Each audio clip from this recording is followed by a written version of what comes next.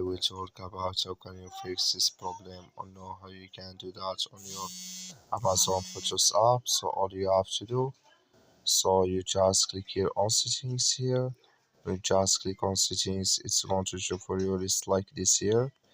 Then you go down, just keep going down, you click here on apps, come to apps this here, and there you're looking for Amazon here your photos, you just click on it here, or just click on search.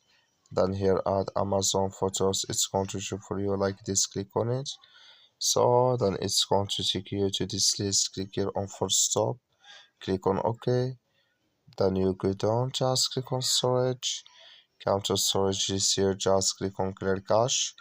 Then all you have to do now, so you just go to your Play Store, click on it here, and here you search for Amazon Photos, it's going to show for you like this. You will find here update, click on it, then it's going to work with you. That's all you have to do. Thank you for watching. Don't forget to support us by liking and subscribe.